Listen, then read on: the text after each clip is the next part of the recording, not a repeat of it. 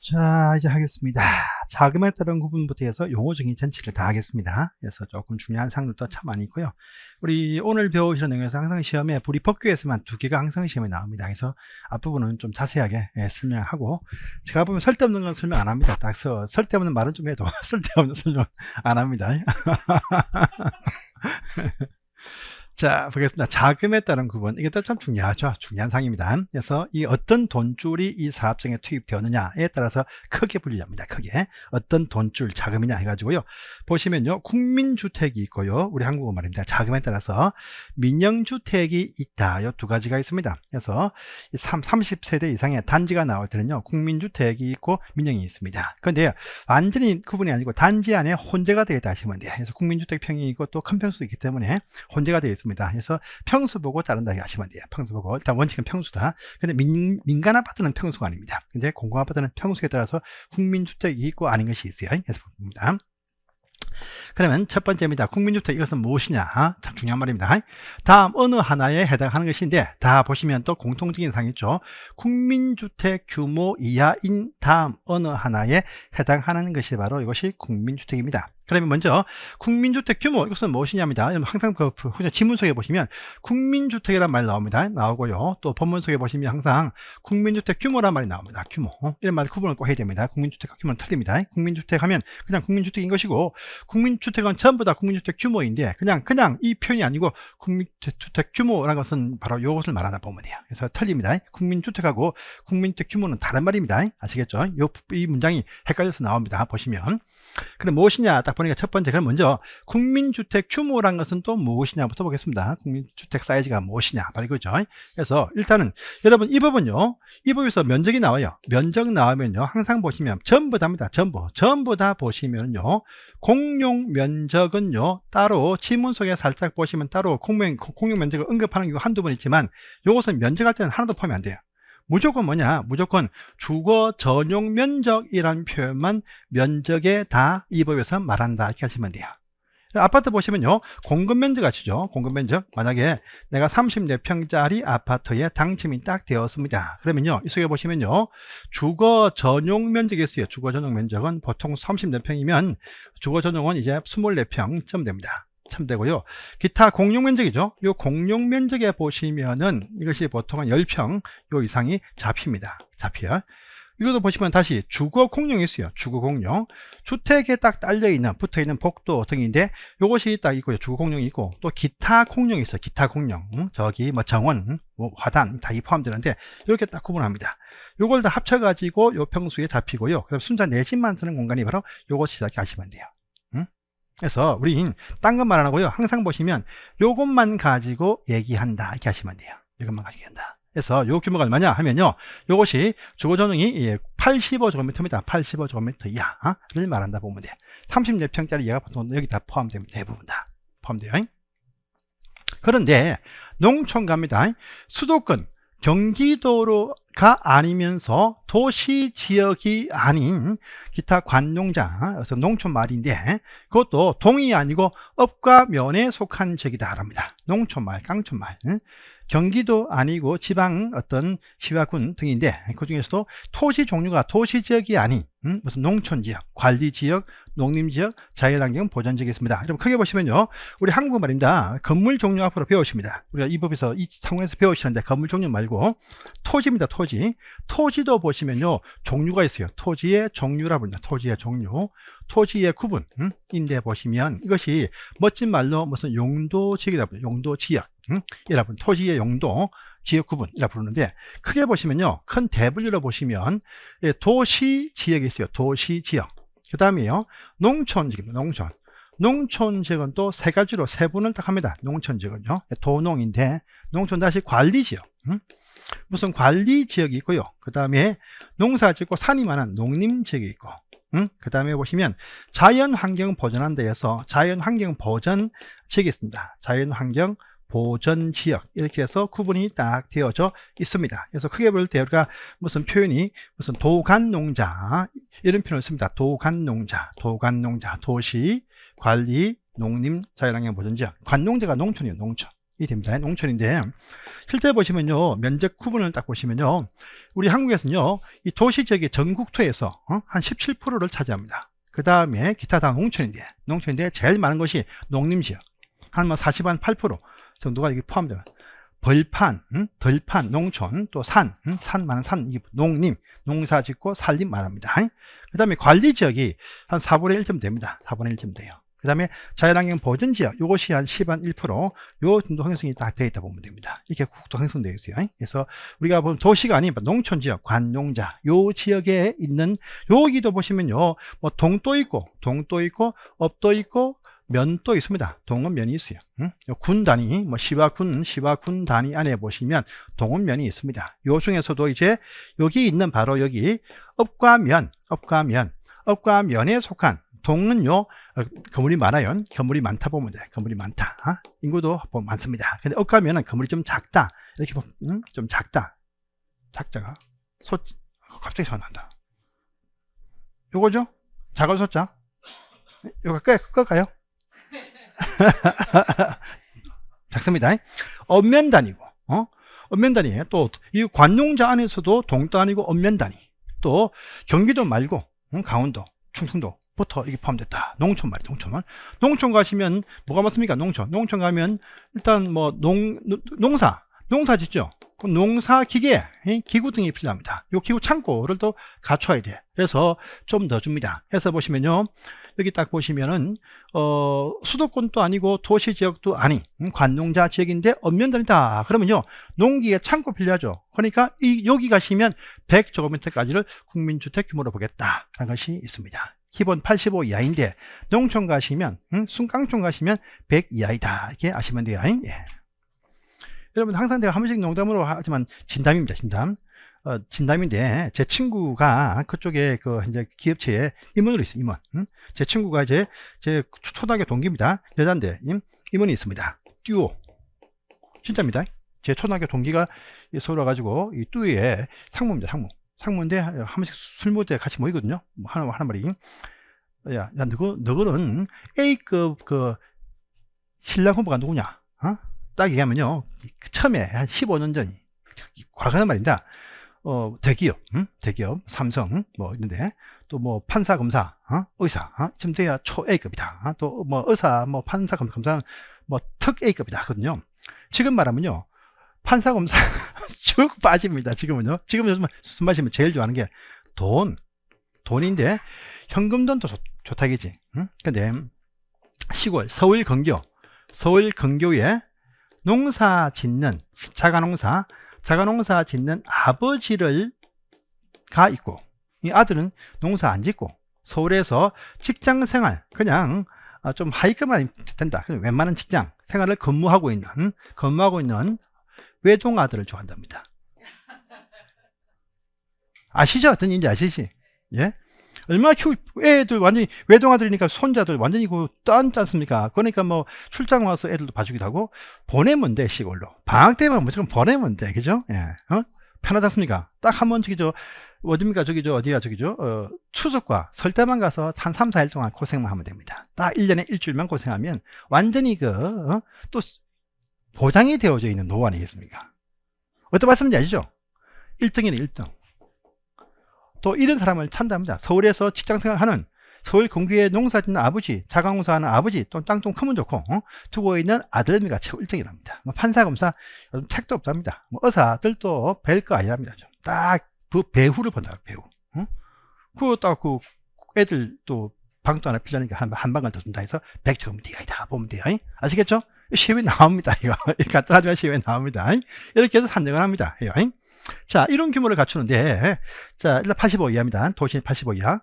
그런데 국가, 앞으로 곧 나옵니다. 국가, 지방자치단체, 토지공사, 지방공사가 뭐냐? 공공사업자. 공공사업자입니다. 공공사업자가 건설하면 요 85 이하, 농촌은 100 이하이면 전부 다 무조건 국민주택입니다. 여기에 딱 포함이 되어지죠. 그러면요, 이것들 공급할 때 공급 제한 받습니다. 공급 제한. 해서 최소한 40% 이상은요, 특별 공급을 하여야 한다라고 합니다. 여기에 딱 포함되면 40% 이상은 전부 다 특별 공급해야 돼요. 그만치 기준 못 갖추어도 특별히 공급, 뭐 한부모 가정, 또 뭐 다자는 가구한테 특별 공급을 해야 되고 단체 분양 딱 해야 됩니다. 해야 돼요. 그런데 또 없어요. 자, 두 번째는 민간사업자, 민간회사. 민간회사입니다. 뭐 대우 푸르지오, 또 GS 자입니다. 민간회사. 민간회사가 주택을 건설하는데 국가의 재정을 필요하세요. 필요하세요. 또 주택도시기금, 이자 쌉니다. 여러분 요즘요 공사할 때 보시면 아파트 공사할 때 PF라고 부릅니다. PF 민간 그 사업자금들 이율이 말입니다. 8%, 10%, 또 보시면 14%가 있습니다. 이자. 근데 이 기금 이것은 말입니다. 이자 지금도 3%에서 3.5% 사이입니다. 이자율 따블 차이 나죠. 따블. 그러면 1,000억을 빌려왔다. 이자율이 몇십억이 차이 납니다. 연. 엄청 차이 나거든요. 이러한 공적인 기금을 빌렸어. 기금 빌려오면서 지연 바로 85 이하짜리입니다. 전부 다 국민주택. 알겠습니까? 그래서 밑에 보시면 민영은요 국민주택을 제외하면 전부 다 민영주택이다 이렇게 부릅니다. 그러면 잘 보세요. 그러면 아까 저기 다시 다음 페이지로 넘어가 살짝 볼까요? 살짝 보시면은요. 예. 자, 봅니다. 뭐냐 보니까요. 자, 우리 저 LH 아파트 또는요 서울시 LH입니다. 요들이 지었어요. 집을 딱 보니까 70평형 72 또는 84 여러분 LH도 보니 큰 평수 있습니다. 큰 평수 있어요. 144도 있습니다. 요 세 개 분류입니다. 세 개 분류. 자, 토지공사 아파트입니다. 아파트. 자, 요거 뭡니까? 1번 뭐죠? 당연히 국민주택이죠. 2번 또 당연히 국민주택이죠. 3번은요 LH 아파트도 국민 아닙니다. 민영 아파트가 된다 이렇게 하시면 됩니다. 자, 여러분들 제일 좋아하는 아파트가 뭡니까? GS입니까? 대우 푸르지오입니까? 뭡니까? 요즘은 DH 현대 DH 또 저기 저 아이파크는 아이파크 쫙 있었습니까? 메이커 있었습니까? 대림 뭐 한국의 최고 상위 여러분들 대림 아파트라든지 DH의 공사비하고요 저기 저 그냥 좀 1.5군 이라 볼까요? 코롱 뭐 하늘채 공사비하고 차이 납니까? 차이 납니다. 메이커 값이 있어요. 여러분, 저는 옷을 잘 가서 안 삽니다. 항상 인터넷 보고, 이런만 하면 참 안 좋은데, 그죠? 이런만 하면 참 안 좋은데, 뭐, 중국제 요즘 판매 있죠. 그 알리, 테무. 와, 너무 싸대요. 5,500원. 그거 지금 잘 입고 있습니다. 제가 입고 있는 모든 옷 중에 이게 제일 비쌉니다. 이거 아이유를 한 번. 제가 가지고 있는 모든 옷 중에 최고급 옷을 제가 첫날 강의하고 입고 왔습니다. 봤어. 저기, 구로, 뭡니까, 롯데 아울렛, 그거가 샀는데요. 이게 3자가 붙었어요. 32만원, 하루에 한 번. 제 생애 최고의 비싼 옷입니다. 예. 첫날이어서 입고 왔습니다. 다음 날부터 이런 거 안 있습니다. 애기 되니까. 어쨌간에, 여러분, 그거 아시죠? 똑같은 건축비 시멘트가 똑같습니다. 똑같아요. GS 자이하고요. 호반 아파트 있죠? 약 그 평당가가 100만원 차이 납니다. 똑같은 공사, 똑같은 인건비, 똑같은 비용 투입하는데 메이커 값 차이 나죠. 메이커를 좋아하는 게 참 이게 문제다. 그죠? 뭐 걸치고 메이커 가다가 좋으면요. 그냥 길거리 만원짜리 입어도 딱 폼새 납니다. 제 옷 대부분 다 만원짜리입니다. 폼새 나죠? 이거는 그냥 똑같아요. 그죠? 안 그렇습니까? GS 자이 사는 거나 LH나 똑같은 그 시멘트 값 투입해서 짓는데 매 상호 때문에 상호점은 조금 차이 난다는 것이 참 한국의 불공평한 일이죠. 어쨌든 간에 요 GS 자이, GS 자이가 한국인이 제일 좋아하는 아파트라고 하네요. GS 자이가 이거죠. XI죠. 자이니까 X는 맞죠? 예, 전 앞으로 살고 싶은 아파트입니다. 아파트인데 요게 말입니다. 59짜리가 있고 72 타입이 있고 84 타입이 있고 또 144가 있습니다. 있습니다. 자, 요거 뭡니까?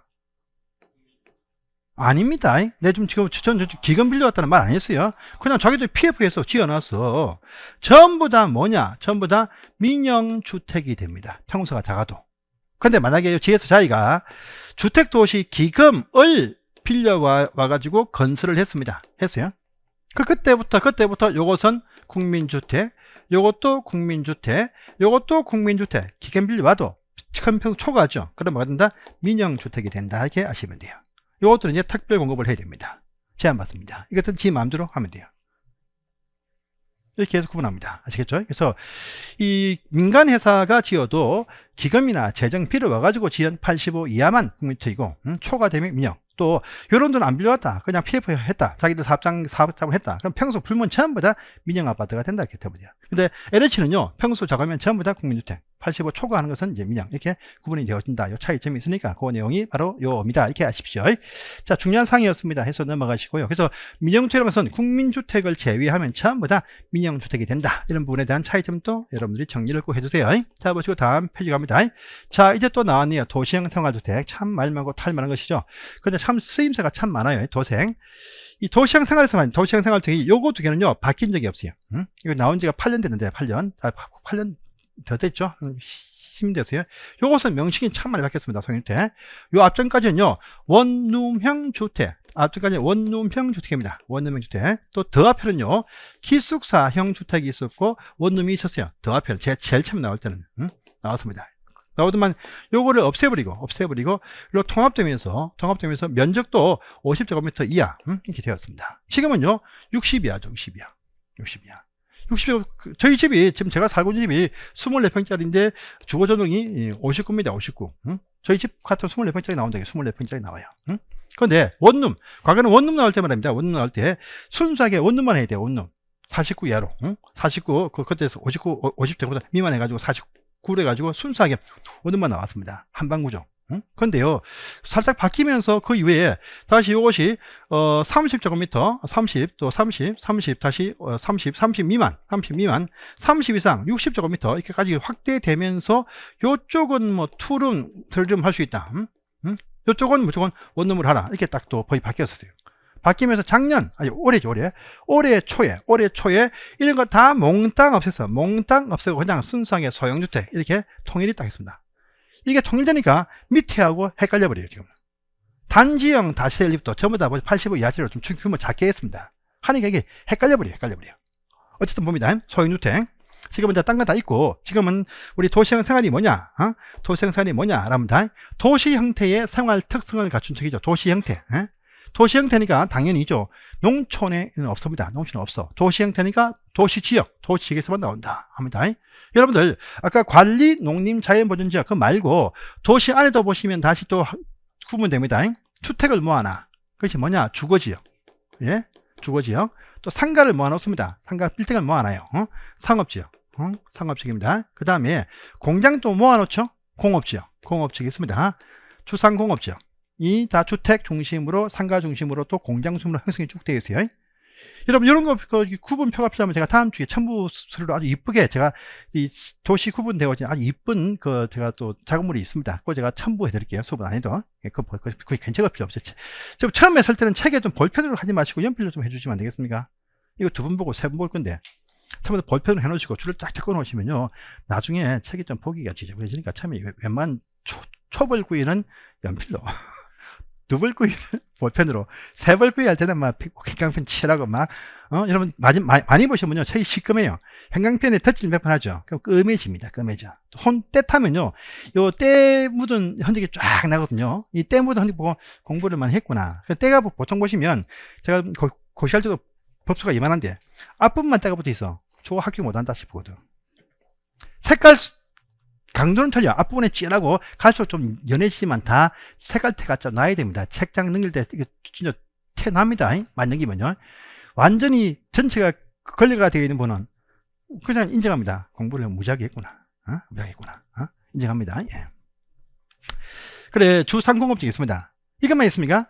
주거지역, 상가, 공장만 있으면 도시에 살 수 있습니까? 그 한강공원도 있고 남산도 있고 있습니까? 뭐 있냐? 녹지 지역도 도시 안에 있는 형성되어진 어떤 공원이다 이렇게 하시면 돼요. 산 대보닥이 포함됩니다. 남산도 다 녹지예요. 이렇게 구분이 쫙 되어져. 이런 곳에서만 가능합니다. 아까 말한 저기 관리지역, 무슨 농림지역, 자율환경 보전지역, 농촌은요 그런 것이 필요가 없어요. 자, 도시의 특성이 뭡니까? 모여 삽니까? 분산에 살죠. 그래서 이 생활 1, 2인 가구 이렇게 분산화 핵가족화 되어집니다. 핵가족도 아니죠. 완전히 이제 개별 가족으로 완전히 분리가 쫙쫙 되어지죠. 예. 그러니까 이런 1, 2인 가구가 큰 평수가 필요가 없지 않습니까? 큰 평수가 필요가 없어. 그러니까 중소형 평수로 좀 단지급으로 지어보겠다 하는 것이 요 의미다 이렇게 하시면 돼요. 단지급부터.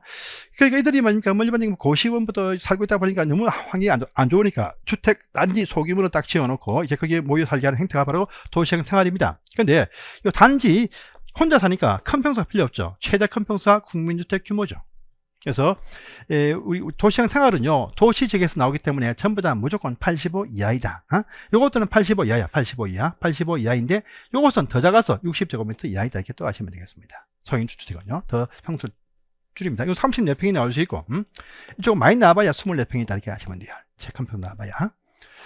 자 그러면서 이제 단지가요 만약에 한두 명 사는 젊은이들은 큰 문제가 없어요.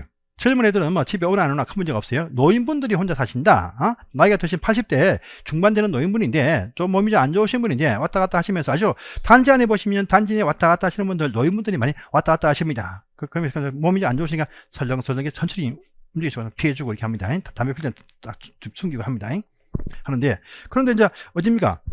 그분이 자주 보이시는 분이 이 시간대에 항상 나오시는데 다음날 아침에 나오시는데 좀 아침 먹고 나서 나가서 한 대 피는 게 그게 맛있거든요. 담배 맛은 말입니다. 라면에 국밥 넣어가지고 확 먹고 나서 피는 그 담배 맛하고요. 아침에 딱 거기 아침밥 먹기 전에 대충 와이프가 빨리 저거 따라고 싱다고 난리 날 때는 나가서 담배 한 대 피는 거 이거 하고요. 그 다음에 술 먹을 때 술 먹는 담배가 진짜 맛있지 않습니까? 나와서 피면 안 맛있어. 같이 술 마시면서 먹는 담배가 진짜 맛있습니다. 모르시죠? 맛있습니다. 예. 그 맛있는 건데 담배 늘 그 시간에 피는데 늘 나오시는데 안 보이셔. 어디 오늘 딸 집 가셨나? 오늘 아프시냐? 또 다음날도 안 보이셔. 안 보이시네? 3일째도 안 보이셔. 4일째 안 보이셔. 5일째 안 보이셔. 그 마음속에 혹시 저분 아프신 거 아닌가? 저분 저기 301호 사시는데 알거든요. 알아. 동호수 빤히 안단 말입니다. 아는데 그러면 제가 저기 경비 아저씨 301호 할아버지 안 보이시는데 어디 아보신가요? 하면 또 아이고 저기 해외여행 가서 이렇게 할 거 아닙니까? 파기돼요. 그러니까 규모를 어떻게 해? 300세대 미만 되어지면요 세대 가구 특성을 관리사무소 다 압니다. 파기되어진다. 이 의미에서 요 조건을 갖춥니다. 이 조건 갖추면서 요 세 가지 형태로 건설이 딱 되어지면요 이것이 바로 도시형 생활이다 라고 합니다. 그래서 소형주택 하고요 단지 형태 다주택과 단지 형태 연립 이렇게 구분이 쫙 되어집니다. 되어지는데 그럼 다시 요것들의 또 상세한 또 세부 기준 보시면 소형주택은요 공간 구분되는 수에 대해서 작년 기출까지만 해도 다 여기시 30 이상일 때 어떠다 이러면 있었는데 지금 없어요. 지금 다 통일돼 가지고 그냥 무조건 세대별 주거 최고 면적이 60제곱미터 이하일 것이다. 보통 24평입니다. 요 규모이면서 당연히 그 안에 주택이니까 독립되어진 주거생활이 가능하도록 뭐 욕실 집어넣고 부엌 기능 집어넣어야 됩니다. 또 지하층 여러분들 건축법은요 29개의 집을 짓는 건축법에서는 빌라 지을 때 반지하층 넣는 거 아무런 불편이 없어. 근데 올해부터요 올 초부터 주택은 지하층에 배치 못한다라고 건축법도 강조했습니다. 그러니까 그 집을 넣었는데 대신 경사진 땅에서는 지하층을 설치할 수가 있습니다. 여러분 한남동 가보시면 한남동에 유엔빌리지 있죠. 유엔빌리지 아파트 많이 보이죠? 아파트 없습니다. 딱 볼 때 보면 그 절벽 같은 데 보면 뭐 청소가 8.9층 나왔죠. 그 아파트 아닙니다. 반은 전부 다 지하 1, 2, 3, 4층에 있습니다. 진짜입니다. 전면에 딱 다 보여있죠. 그 집은 다 연립특임, 파르크 한남 연립. 100평짜리가 200억에 팔렸대요. 그 파르크 한남이 지하층이 4개 층에서 집이 다 틀립니다. 지하 4개 층, 위에 4개 층. 그 유엔블리 전부 다 4층 연립 이하로 다 되어 있습니다. 일반 주거지요. 청소 아파트 못 지어요. 그렇지 않습니다. 그 아파트 아닙니다. 지하에 있다. 그런 경우는 가능해. 근데 평지에서 깎아가지고 지하는 이제 앞으로 못 넣습니다. 강화되었어요, 법이. 당연히 주택법은 예전부터 단지가 나올 때 반지하 못 넣게 되어 있어요. 지하층에 넣을 수 없습니다. 없다. 기본하십시오. 그러면서 이제 단지 형태의 다세대와 연립주택 4개층 이하로 이렇게 짓는 빌라 형태의 어떤 소규모 단지 300세대 미만 단지를 지게 해줍니다. 그런데 보세요. 아까 저희가 일반적인 공동에서 아파트 요것은 5개층 이상이죠. 5개층 이상. 또 연립과 다세대 주택 있죠. 요것은 몇 개층입니까? 4개층 이하이죠. 4개층 이하입니다. 이하. 그럼 똑같아. 차이점을 좀 둬야 됩니다. 요 조건을 갖추어서 나온다라면 요 단지 형태의 다세대 연립이 도시형 생활 나올 때 차이점을 줘야 된다 합니다. 그래서 보시면 보세요 여러분들, 요쪽 연립과 다세대 보시면 평수 제한이 있습니까? 평수 제한이 따로 없습니다. 비록 다세대 주택은요 200평 이하니까 평수가 제한되겠지만 연립은 제한이 없습니다. 그 빌라 주택이 뭐 120평, 300평짜리 빌라 집이 나올 수 있습니다. 있는데 요건 다 85 이하 제한받고, 또 세대수 구분, 여러분 타운하우스 알죠? 타운하우스.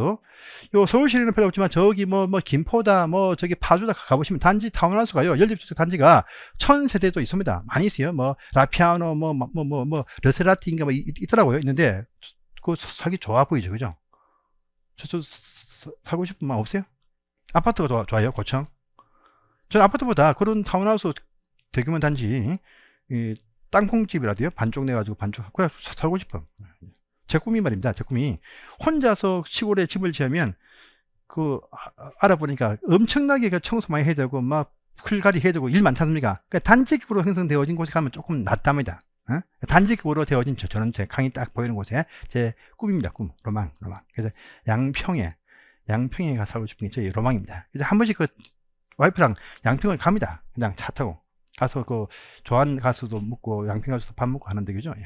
참 나가면 맛있더라고요, 그죠? 어쩌네 평생 없어요? 세대수에 상하선이 있습니까, 없습니까? 상하선 따로 없습니다. 없어요. 근데 이쪽은 300세대 제한 받지 않습니까? 그럼 구분해야 돼. 근데 이쪽은 뭡니까? 뭐라 해도 일반적인 연립 다세대는 무조건입니다. 무조건. 몇 개층? 4개층 이하여야 됩니다. 무조건 업무상입니다. 그래서 여기서 하나 더 줍니다. 도시형 생활주택 요 조건을 갖추어서 나오면 단지형 연립을 지으면 한 개층을 더 줘요. 그래서 주택으로서 청수를 5개층까지 한 층을 더 줍니다. 5개층까지. 그러면 아까 봤듯이 우리가 5개층 연립과 다세대 딱 지어놓고 5개층입니다. 5개층. 여러분 실제 보시면 지금 지역의 동네마다 많이 있습니다. 요 5개층이 딱 보면 필로티 빼고 5개층이라. 필로티 빼고 5개층. 이것들이 단지가 크진 않고 규모가 한 블록 해가지고 한 40개, 50개 많이 지금 지어올리고 있습니다. 특히 강북에 많아요. 강북에. 저기 우이동, 또 저기 창동 또 같이 많이 지어올립니다. 지금 5개층인데 아파트 아닙니다. 다 도시형 생활의 연립형 또 이제 연립 또는 다세대 주택입니다. 나오고 있습니다. 있어요. 한 개층을 더 줘. 근데 아까 봤지 성강기법에서는 무조건 누고 1층으로 권대했었죠. 6층이라. 그러면 엘리베이터 집어넣어야 됩니다. 무조건. 소규모 소형 공동주택 아파트처럼 딱 보입니다. 이렇게 지켜줍니다. 그래서 여기 단지형 다세대 연립이 요 조건을 갖추면 한 개층을 더 받아서 5개층이 될 수 있다 라는 특징이 있습니다. 그래서 저 뒤 가시면요 두 번 나옵니다.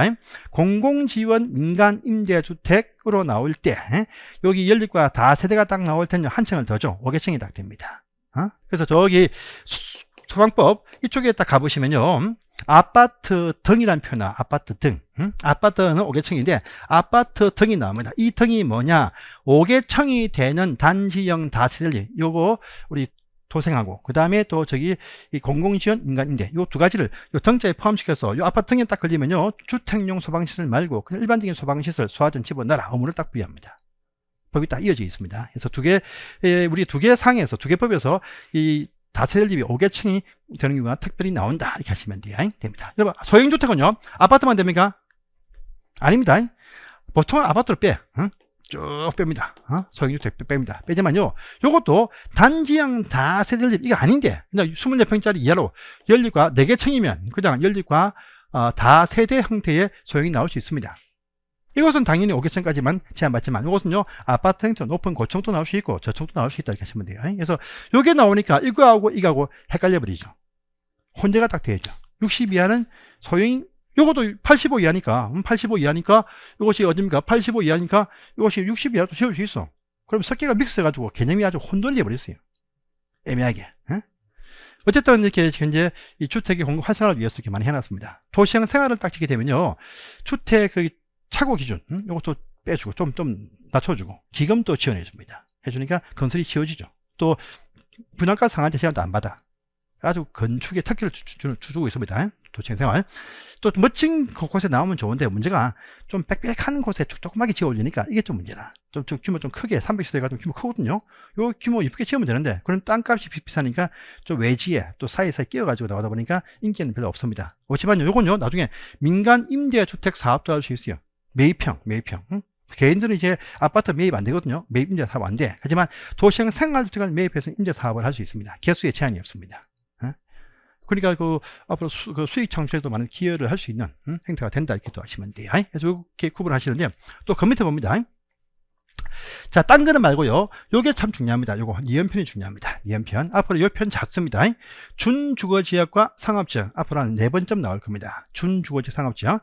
여러분 도시 안에 보시면, 도시지역 안에 보시면 아까 이제 주거지역이 있죠. 주거지역이 있고 상업지역이 있고요. 그 다음에 공업지역이 있어요. 공업지역. 그 다음에 녹지지역이 있습니다. 녹지. 그래서 보통 자연녹지가 참 많은데 자연녹지. 주거지역도 보시면 다시 이것이 주거지역도 다시 보시면 전용 주거지역, 조용한 주거지역입니다. 조용한 곳. 어디 서울 보시면 어디 있습니까? 성북동. 성북동 조용하죠. 성북동에 저도 한 번씩 차 몰고 일부러 갑니다. 일부러. 저는 제일 좋아하는 길이 뭐냐? 북악산, 그 스카이웨이. 와, 그 멋지지 않습니까? 밤에 가면 이제, 밤에 그 팔각정 딱 가서 딱 보면, 와, 진짜 서울을 정복한 느낌. 듭니다. 딱 들고, 자주 가는데, 갈 때 또 길이 여러 출구가 있습니까? 그래서 성북동으로 딱 빠져가면, 아, 동네 참 멋지대요. 멋진데, 차 막히면 참 큰일 나겠다. 그 차가 외길이 많더라고요. 차 막히면 좀 큰일 나겠다. 근데 또 동네가 멋집니다. 멋져.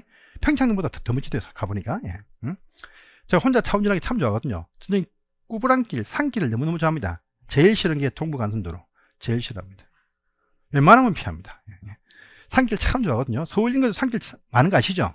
북악도 있지만 가운데가 사이사이에 산길 엄청 많습니다. 뭐 등릉국에도 있고 참 많아. 일부러 찾아서 갑니다. 안 바쁘면. 예, 참 좋아합니다. 저는 완전 눈 감고 던져요. 눈 감고도. 진짜입니다. 눈 감고도 한다니까요. 제 차 한번 타보세요. 베스트 드라이브. 자, 그런데 요 말 자주 나옵니다. 자, 보세요. 일단 원칙입니다. 복합건축 제한. 이거 잘 보세요. 하나의 건물입니다. 하나의 단지가 아니에요. 하나의 뭐다? 건축물. 건축물에는요, 도시형 생활주택, 요 세 가지 하고요. 그 밖의 주택, 일반 주택, 평수 큰 것들, 요것들요, 같이 복합으로 지을 수가 없어요. 없습니다.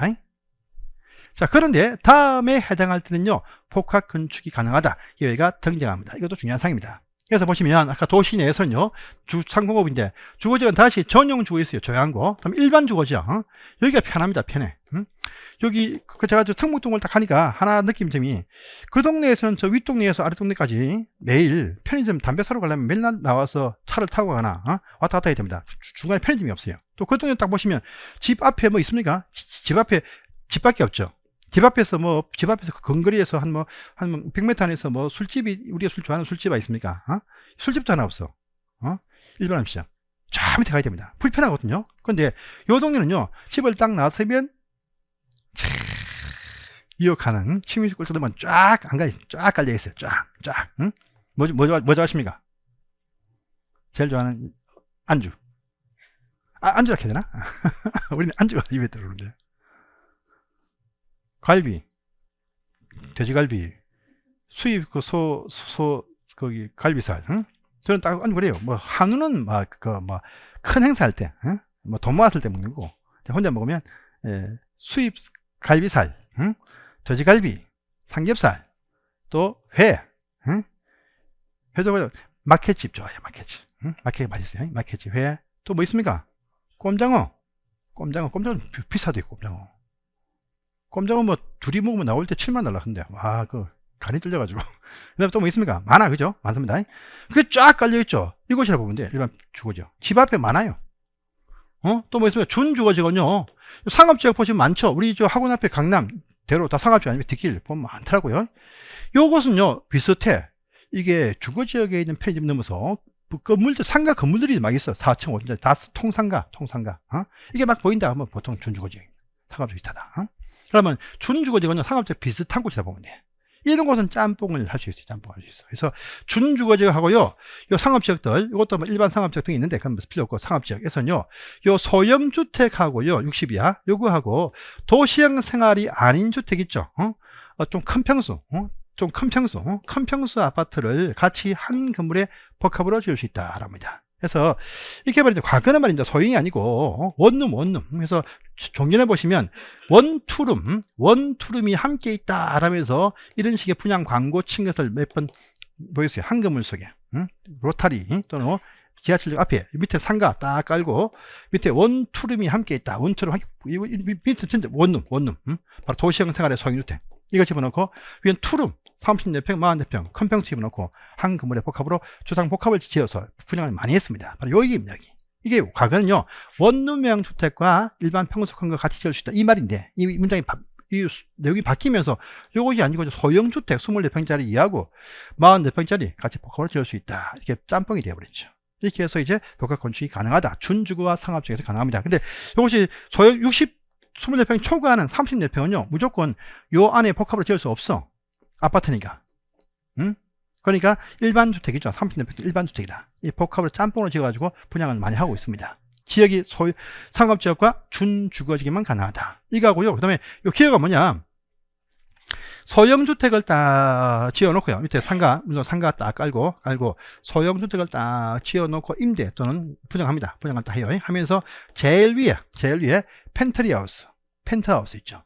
이거 딱 집어넣고 혼자 왕처럼 사는 그런 건물들이 의외로 많이 있습니다. 한 개. 85 초과하는 큰 주택 한 개. 펜트하우스 집어넣고 밑에 소형을 깔고 이렇게 분양 또 임대를 하는 사업자가 많이 있어요. 그래서 그리 폼을 잡다가 쫄딱망한 사업자도 있죠. 목동에 한 사업자가 있습니다. 목동에 거기 절 같은 거 하나 있는데 바로 옆에 건물. 목동 중학교 바로 옆에 건물 있습니다. 목동 양천 세무서 바로 옆에. 젠틀의빌 해가지고 폼 잡다가 제일 펜트하우스 딱 지어놓고 요거 하다가 다 넘어가가지고 그런 사업도 당했습니다. 이건 규모 작게 한 100평 정도 해놓고 밑에 소형주택 4개층 3개층 지어놓고 자기 살집 위에 하나 딱 지어놓는 그걸 말한다 이렇게 하시면 돼요. 이렇게 규모 작게 임대사업장 하게 해준다 라는 의미가 포함이 되었습니다. 그러면서 하나의 건물입니다. 하나의 건물. 동별로 1동 아파트 2동이 많이 있습니다. 단지가. 그런데 한 동에서 이제 단지형 연립 단지형 다세대와 소형주택을 같이 넣지 마라. 이게 참 애매한 말 됐죠. 이건 과거에 단지형 다세대 연립 빌라 딱 지으면서 밑에 원룸형을 같이 넣지 마라. 요 문장을 탁 바꾸니까 애매해져 버렸어. 도시형 생활에 여러분들 단지형 다세대 있죠. 요 규모가 작은 평수야. 24평짜리 이하. 소형 이것도 24평이야. 짬뽕이 돼버렸어. 애매한 개념이었지만 어쨌든 본문에 존재하고 있습니다. 그래서 요건 시험 나오기 어렵습니다. 어려워. 이렇게 해서 복합 건축에 제한받는다. 라고 하는 것도 딱 체크를 해주세요. 이해되십니까? 지금까지가 중요한 굵직한 어떤 용어 정의였고 이제 또 가벼운 용어지만 간단하지만 시험에는 이게 더 잘 나옵니다. 자 봅니다. 자 두 번째 에너지 전략형 친환경 주택입니다. 여러분들 에너지 전략형 친화형 없죠? 에너지 친환경. 또 밑에 보시면 건강 친환경 친화형. 에너지 친환경 건강 친화형 요걸 요 섞어 놓고 그 에너지 친화형 주택에 대한 설명이 쭉 나와서 처음에 저도 문제 풀 때 별 생각 없이 좀 뭐가 좀 이상하다. 질문은 맞는데 뭐가 좀 이상해. 다시 보니까 뭐인지 돼요. 에너지 전략형 친환경 아니야? 친환경이네. X. 이렇게 답을 잡아낸 경험이 있습니다. 저도 시험 문제 풀 때 그렇다고 나오니 헷갈려가지고 빨리 풀다 보니까 당연히 맞겠지 싶어가지고 뒤에 맞는데 그 답이 이 문제 답이 없네. 찾는데 보니까 그 에너지 전략형 친환경이죠. 이걸 살짝 바꿔놓고 설명이 딱 되었더라고. 답이 없는 문제네 딱 했는데 답이 있더라고. 그러니까 뒤에 풀 때. 그래서 건강 친화형 에너지 전략형 친환경입니다. 해서 보시면요 상세한 내용까지는 다음에 천천히 아시면 되고 안 보셔도 됩니다. 그런데 에너지 전략형 친환경 딱 되면요 딴 건 다 필요 없어요. 필요 없고 에너지 사용량 절감이죠. 그러니까 고에너지 X입니다. 저에너지 고효율 저비용, 저에너지 고효율, 고에너지면 안 돼요. 저에너지 고효율로 쓰는 것인데, 요 뒤에 문장, 이산화탄소, 요거 체크해 주세요. 이산화탄소 배출량을 저감하는 형태의 주택이다. 이렇게 살짝 바꿔서 나올 수 있고, 요거 빈칸 쳐서 요거 쓰라 이렇게 나올 수 있고요. 요거는 당연히 항상 이렇게 나올 수도 있습니다. 그래서 주관식으로 나오기 좋은 그런 식의 문장 형태다 이렇게 하시면 돼요. 자 보시면요 그 범위와 종류 보시면 그 밑에 그 다음 페이지에 보시면요 살짝 나와 있습니다. 사업계획 승인 받는 공동주택은요 에너지 전략형 친환경 주택으로 건설하여야 한다 업무가 주어집니다. 이건요 30세대 이상 단지입니다. 30세대 이상이 되어지면 전부 다 사업계획 승인받는 아파트 말합니다. 그래서 30호 이상 단지가 되면 전부 다 에너지 절감 친환경으로 건설 설계를 하게 되어 있습니다. 그래서 뭐 태양열을 갖추든 뭐 갖추든 간에 그런 식의 조건이 담겨져 있어야 사업계획 승인 신청을 할 때 당신들 에너지 절감 친환경 조건 맞췄네 해가지고 체크해서 콜을 해줍니다. 설계를 해와야 됩니다. 예. 보니까 뭐 비싼 보일러 쓰게 되어 있고 하면 사업계획 승인 안 내어줍니다. 딱 전부 다 고효율. 보일러도 많죠. 보일러. 저희 집은요 그 보일러가 경동 보일러 이게 아니고 거꾸로 이게 아니고 그건 물 나온대. 그래서 항상 정통적인 보일러 뭡니까 그거? 라이나 생명이고 린나이 응? 린나이로 바꿨습니다. 바꾸니까 68만 원 달라야 돼요. 2008년도 넣었으니까 바꿀 때가 됐죠. 더 물이 안 나와. 더 물이 미지근 나오고. 그러니까 와이프가 이상하다 싶었는데 전 더 물 안 좋아하거든요. 샤워 잘 하는데 와이프랑 딸이 언제부터가 집에 샤워를 안 해. 뭐 하든 말든 신경 안 썼죠. 안 썼는데 딱 바꾸더라고. 네. 와, 그러니까 뜨거워가지고 갑니다.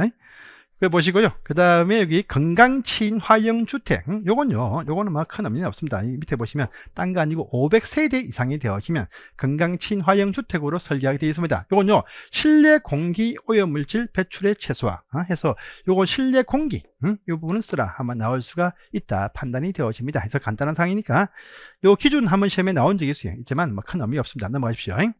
자, 임대주택이라는 표현 쓰죠. 임대주택. 이 표현 때문에요. 여러분들 일반적으로 내가 임차를 한다가 아닙니다.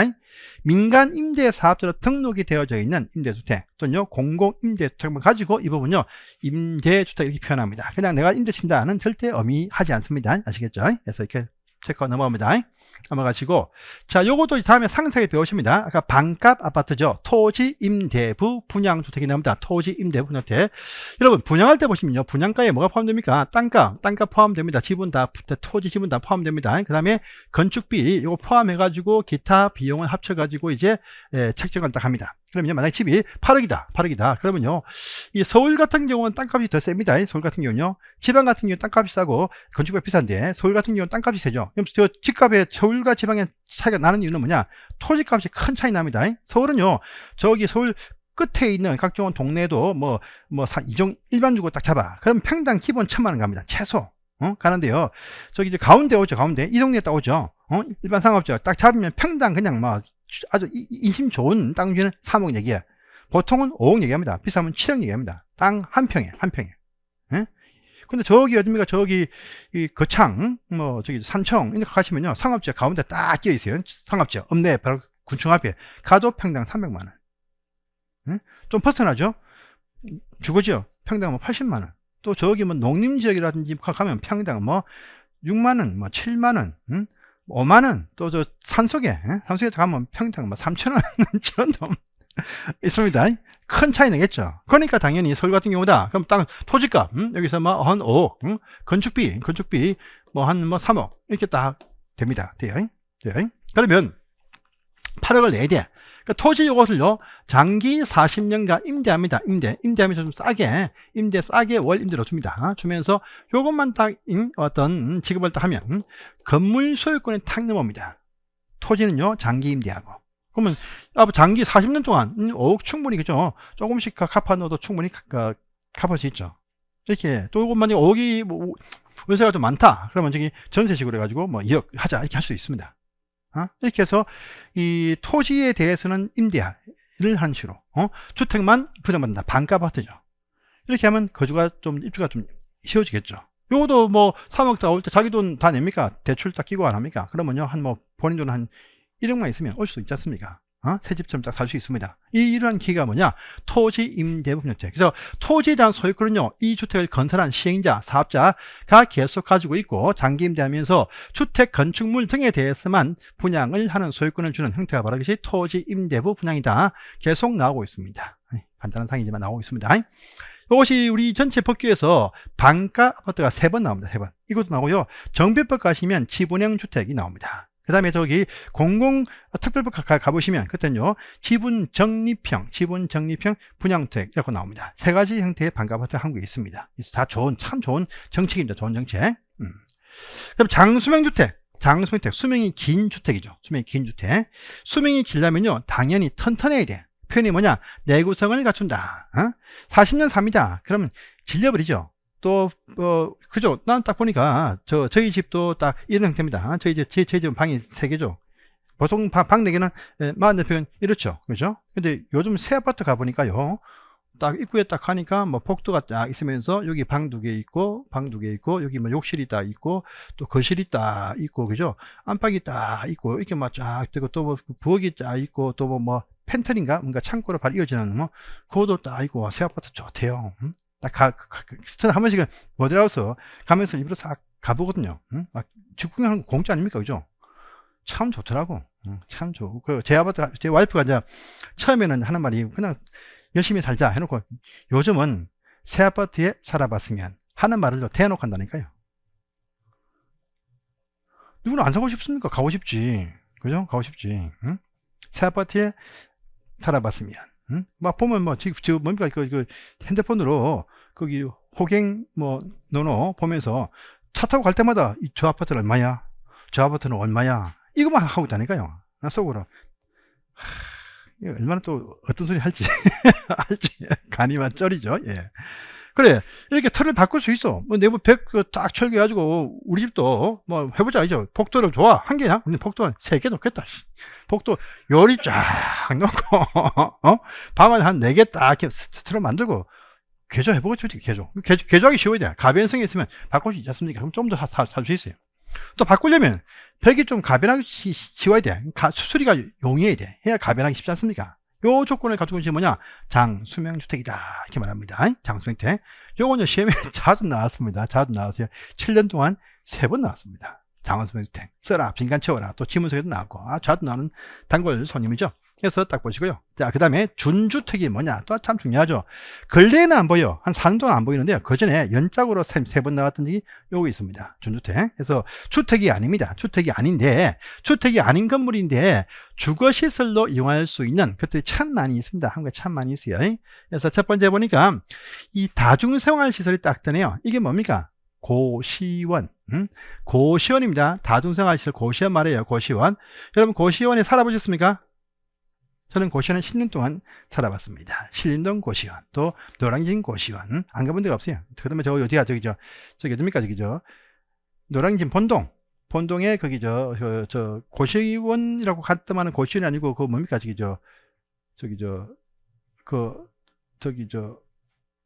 그런 표현 있잖아요. 그 어려운 분들이 사는 쪽방촌. 고시원 안 해봤고 갔더만 쪽방촌이라. 한때는 돈 줘서 한때는 살아야지. 예? 있어봤습니다. 진짜 고시원 좋은 데는 좋아요. 요즘은 고시원 가도요 뭐 한 3평쯤 돼가지고 안에 욕조 다 있습니다. 있어요. 근데 우리 학원 주위에도 있습니다. 학원 주위에 고시원 가보시면 월세가 80만원 100만원 합니다. 월세 80, 100만원. 그 저는 이해 안 되는 게, 젊은 애들이 원룸도 좋아. 원룸 강남 받아가면 100만원 막 120만원 받는데, 저는 참 젊은 애들이 아니 좀 더 눈을 조금 더 넓히면 임대주택, 또 매입형 임대주택 참 많거든요. 그런데 월세 18만원, 15만원, 12만원, 8만원 좋습니다. 훨씬 더 크고 좋아요. 집이야, 안 집, 빌라 같은데 거기서 살면 될 건데 왜 굳이 강남 시끄러운데 이 가운데 이 오피스텔 뭐 120만원짜리 이거 살려고 하는 애들의 이 대갈비를 잘 얘기 못하겠습니다. 그냥 딱 그 주변에 좀 그 주거 환경이 좋은데 임대주택 신청하면 줄 좀 서면 1, 2만 있으면 다 가거든요. 1, 2만 있으면 다 가는데 그런 임대 좋은 게 많은데 왜 안 가느냐, 이해가 안 됩니다. 아직. 그래, 고시원 여기 서울에 보시면 서울 인구의 1.7%가 여기서 사는 거 아십니까? 17만 실이죠. 17만 실이 있어요. 몇 개 공실 빼놓고 거의 다 채워진답니다. 그럼 저 14만 5만원 살고 있습니다. 참 많습니다. 이런 것도 거주 환경이 주거생활하고 있어요. 그 다음에 보시면 노인복지시설 여러분 참 많거든요. 저기 실버타운 부터 해가지고 각종 어떤 양로원도 있고 참 많습니다. 그 중에서 이 노인복지법상의 노인복지주택, 이게 뭡니까? 요즘은 멋진 말로요, 멋진 말로 시니어타운이라고 부르더라고요. 그리고 실버타운인데 요즘은 더 멋진 말로 시니어타운 부릅니다. 시니어타운. 이게 옵니다. 실버타운이 실버타운. 응? 주택 형태를 딱 갖추고 있죠. 임대만 하는 것이 원칙인데 그 사망하고 난 이후에 계속 승기가 되어지니까 주거생활처럼 이용하는 경우도 많이 있습니다. 그 다음에 이거 오피스텔 주거 형태죠. 난방을 넣을 수 있습니다. 이것도 포함되어지고요. 기숙사, 여기 일반 기숙사 여기 있어요. 일반이 있고요. 임대형이 있어요. 임대형이 있는데 다 여기 포함됩니다. 그래서 기숙사 여기 포함됩니다. 그래서 다중생활시설, 노인복지주택, 그 다음에 오피스텔, 요 기숙사 요 네 가지가 준주택이다. 이것이 무엇이냐, 이것이 무엇이냐 참 자주 나왔던 상입니다. 이것도 체크해 주세요. 그러면서 6번입니다. 공공택지, 이 표현도 자주 나옵니다. 여러분들 우리 한국에 말입니다. 단지 거 우리 한국에 보시면 주택단지입니다. 주택단지, 한국의 주택단지 건설용입니다. 단지용 택지, 단지 건설용 땅이 있습니다. 땅, 이 땅이 뭐냐 부를 때 우리가 택지라고 불러요. 택지. 그래서 한국에 30% 이상의 단지급으로 지을 수 있는 땅을 가지고 택지라고 부르는 택지. 택지하면 집 하나 짓는 땅은 그냥 대지고, 집을 적어도 30개 이상 짓는 땅을 가지고 불려요. 택지. 택지는요, 크게 보시면 공공택지 있어요. 공공택지가 있고요. 공공택지가 아닌 택지가 있다. 이렇게 법에서는 얘기합니다. 한국은 크게 보시면 아파트 단지 공공택지가 있고요. 공공택지가 아닌 택지가 있다. 이 아닌 택지를 부를 때, 흔히들 부를 때 민간택지 이렇게 부릅니다. 민간택지라 불려요. 법상의 용어는 공공택지가 아닌 택지 이렇게 부릅니다. 알겠죠? 그래서 그러면 공공택지가 무엇이냐랍니다.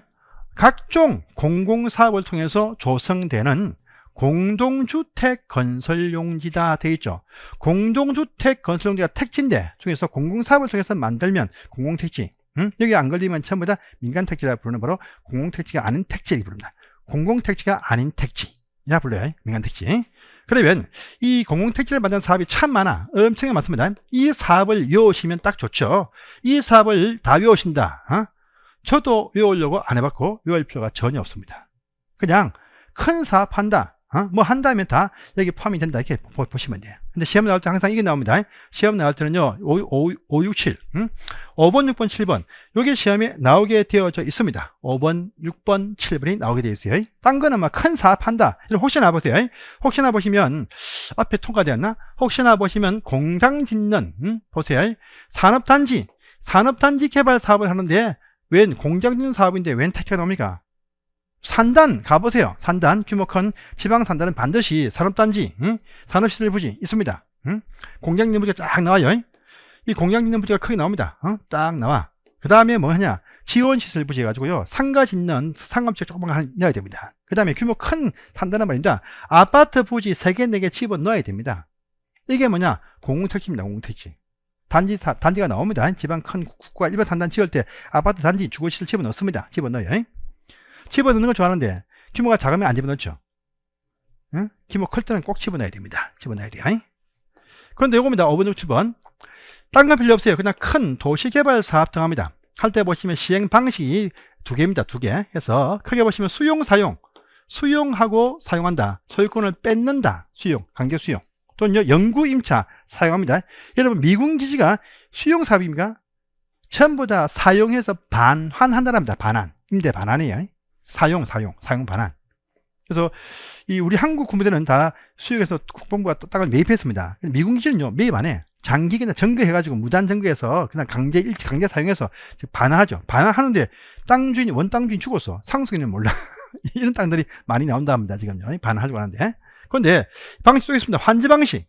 환지 방식이 있어요. 환지 방식. 이건요 수용은 그냥 돈 주고 매입하자. 팔라. 안 팔면 강제 뺏어갑니다. 그냥 뺏어가. 뺏어갑니다. 이쪽은 뭐냐? 설득해가지고 그 땅 주인 설득해서 우리가 땅을 다시 바꾸어준다. 환지. 그래서 당신들 땅 논바닥 땅인데 이 땅을 멋지게 개발 사업 딱 하겠다. 딱 멋지게 딱 해가지고 당신들 현재 땅이 얼마냐?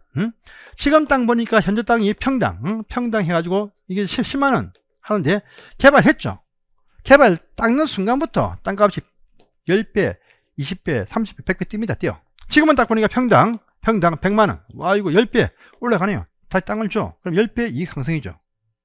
다 주면 좀 그렇죠. 반만 줘, 반만. 당신들 50%만 줘도 5배 상승 아닙니까? 다시 당신들 이만치 땅을 주겠다. 이만치 땅을 이만치 땅을 줍니다. 땅을 줘. 다시 땅을 바꿔줍니다. 반은 띄자. 요 땅 주인들한테 반 주고 반은 이제 빼가지고 반 줘야 없던 도로 만들고 학교 짓고 공사하는 비용에 투입할 거 아닙니까? 이 막대한 비용이 또 듭니다. 여러분들 그냥 길바닥에 보시면 길만 닦습니까? 그 밑에 보시면 전선, 공동구, 뭐 지하 케이블선 비용 엄청 투입합니다. 큰 신도시는요, 여러분들 이제 공동구 설치할 때, 지하철 공사할 때 아시죠? 1km에 1,000억. 1km 1,000억. 공사비 인상된 더 올라가겠죠? 1km에 1,000억 드는데요. 공동구 터널 좁혀도 1km 1,000억 듭니다. 1km에 공사비가 1,000억. 역사 하나 1,000억. 그럼 지하철 역사하면 뭡니까? 지하철 노선도에 길면 자기 말 앞에 해달라. 심장 떨리는 소리야. 해주고 싶지. 역사 한 개에 1,000억 들어, 1,000억 들어. 그 동네 위에서 1,000억이 투입을 하려면 막대한 비용 어딜 끌고 옵니까? 역사 하나 1,000억, 1km에 1,000억. 10km 같으면 1조 원. 그 안에 역사가 4개 있다. 그러면 1조 4천억. 딱 보면 딱 됩니다. 막대한 비용이 투입됩니다. 지하철에서 쉽게 공사한 거 아닙니다. 해서 요겁니다. 반을 떼야 반 가지고 뭘 하겠습니까? 사업비에 투입하고 공사를 합니다. 대신 또 요런 공사 비용 충당을 위해서 한쪽은 또 땅을 팔아. 이만큼 또 팔아. 채비지. 다음 나옵니다. 채비지. 이 개발 사업을 위해서 땅을 파는 땅, 비용 충당용 땅. 채비지 쓰라. 이거 시험에 요 관련해서 2번 나왔죠. 채비지 2번 나왔어요. 근데 이미 반을 뜯겼죠. 반 뜯긴 요 주민한테 공공택지용도 더 내겠다 하면 난리가 납니다. 그래서 환지 방식은요, 이미 반을 내놨기 때문에 따라 공공택지 조성 안 합니다. 안 해. 환지 방식은 원주민들 조합 설립해서 조합 자기들 사기다 보면 돼. 근데 수용사업은 싸게 뺏어갔죠. 내어놔야 돼. 그래서 이 큰 사업을 할 때는요, 수용 방식일 때는 공공택지 조성의 의무가 있습니다. 환지 방식은 그 조성의 의무가 없어. 환지 방식은 아니고 수용만 그렇다. 이게 마시면 돼요. 수용 사업은 공공택지를 만든다. 환지 방식은 만들지 필요가 없다. 이게 마시면 됩니다. 그래서 환지 때면 아니다. 수용에 한한다. 라는 말이 여기에 딱 나와있죠. 이거 마시면 돼요. 이거요. 그 다음에 2번 주택단지. 요것도 참 정장자우지했었죠. 여러분들 저 많이 보십니다. 많이 보시는 게 뭐 상계, 중계 가시면 참 많죠.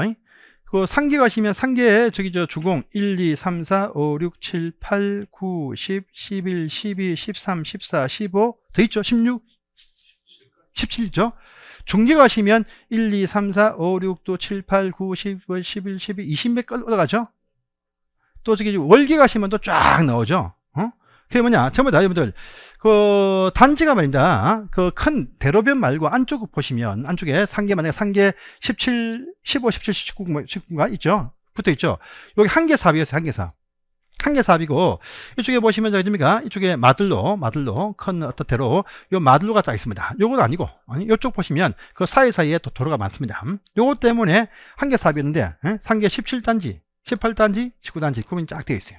15인가? 하여튼 뭐 그래요. 예, 그쵸. 한 번씩 저 차 운전할 때 15로 빠져야 되는데, 잠궈가지고 더 올라가다 뺑 또 합니다. 한 번씩. 하는데, 보세요. 한계 사업이었어요. 요 사이에 보시면 도로가 있습니다. 이것 단지가 구분이 쫙 됩니다. 한계 사업이었어. 한계 사업으로 딱 계획을 세웠지만, 단지 관통하는 시설 때문에 단지가 구분이 된다랍니다. 돼요. 헬리시오트가 만세대인데, 이빨. 근데 가운데 요게 참 애매해서요. 가운데. 그럼 크게 가운데 길 요것이 구분 딱 되어가지고 크게 1, 2단지가 돼야 되는데 이게 딱 폭이 말입니다. 폭이 19m야. 19m. 이 폭이. 20m 안 됐죠. 그래가지고 한 단지입니다. 한 단지. 또 그 사이의 길도 다 그래요. 다 그래. 단지가 총 6구역으로 나눠서 이 한 총소장님, 한 분 있습니다. 총소장. 그 다음에 부소장님들이 6분이 있습니다. 자체 나눴지만 단지 구분이 안 돼. 한 단지. 헬리셔트가요. 그래서 보시면, 요 간통한 길이 뭐냐, 고속도로는 당연히 쪼개지겠죠. 철길, 물론이지만, 일반 도로입니다. 일반 도로 20m, 도시계획 예정도로 폭이 얼마? 8m 이상이 관통할 때 단지가 구분되어서 1, 2, 3타로 구분이 되어서 아예 구분 관리가 되어진다. 이렇게 보면 됩니다. 구분. 이걸 합할 수도 없죠. 합할 수도 없지만 합하려면 또 어떤 조건을 갖추면 합할 수 있습니다. 나중에 또 배우십니다. 그래서 단지 구분 시설, 그래서 중요한 사항입니다. 20m 일반 도로, 8m 도시계 인도로가 쪽에 관통하면 단지 구분되었습니다. 이 표만 하시면 돼요. 딴 거는 당연히 철도가 관통하고 고도로 관통하는데 뭐 구분되겠죠. 기본적으로 보면 돼. 이렇게만 딱 보시면 되는 거 상황이 자주 나왔으니까 체크하시고 넘어갑니다. 자, 그 다음에 기출문제 딱 나왔죠. 이게 26개. 이번 시험하고 저번 시험에 나왔던 기출문제 한번 딱 등식 20m, 8m 있습니다. 이렇게 됩니다. 자, 보시고요. 자, 그 다음에 요것은 이제 통과하시고 필요 없는 사항입니다. 통과하시고, 그 다음에 기타 이제 부대시설과 복리시설입니다. 요건 10년 동안 말입니다. 7번 나왔습니다. 7번. 거의 매년 나온다 보면 돼요. 이번 시험도 한 문제로 딱 떴죠. 부대시설과 복리시설 구분. 이거 중요합니다. 부대 복리의 구분 참 중요한데, 이 뒤에 하이 뒷부분에 관한 용어 정의도 지금 합쳐가지고 한 40분 정도 해야 됩니다. 1시간 그래 딱 남았어요. 그래서 이걸 지금 말고 이제 오늘 이까지만 수업하시고, 오늘 제가 3교시만 됐었죠. 제가 특별한 일 때문에 그렇습니다. 다음 주에는 5교시 할 거니까 그렇게 하시고 준비해서 오시는데, 5교시도 딱 좀 쉬는 시간 좀 단축하면 우리 정상적인 시간보다 10분 정도밖에 오버 안 될 거니까 그렇게 하시고 다음 주에 준비해 오시고요.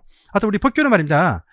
지금 기본과정을 제가 웬만하면 기본과정만 보시고 1차 하시는 분들은 10만원 오지 마시고 1차만 하시라는 의미에서 그렇게 제가 그렇게 해놔야 여러분들이 상주해서 들어오셔야만이 2차 때 3개월이면 충분하거든요. 3개월만 생초보다 와도 좀 하시면 되는 상황인데, 기본 과정을 봐놓으시고 7월달에 오시면 충분하게 합격 점수보다 훨씬 더 많이 받습니다. 기본 과정만 2차에 딱 집중해 주시고, 1차 하시는 분들은요, 그 다음에 1차에 2월달 중순 이후부터는 1차에 몰빵하십시오. 1차에 몰빵하시고, 그래야 생존에서 오십니다. 2차 넘어오시면 제가 100% 합격을 시키니까 안심하시고 이번 기본관 때 좀 충실하게 제가 수업을 좀 하겠습니다. 한테는 그렇게 하시고, 또 기본 중에서도 상군만 또 진짜 열심히 하시고 하고는 열심히 안 하셔도 됩니다. 제 말을 믿으세요. 제가 이 법규만 18년 했으니까 웬만한 사항들 다 그 흐름을 다 이해합니다. 그래서 여러분들 조금만 기억하시면 점수를 쫙 올릴 수 있어요. 그러니까 그 같은 1차에 쭉 들어가십시오. 1차에 매진하십시오. 자, 수고하셨습니다.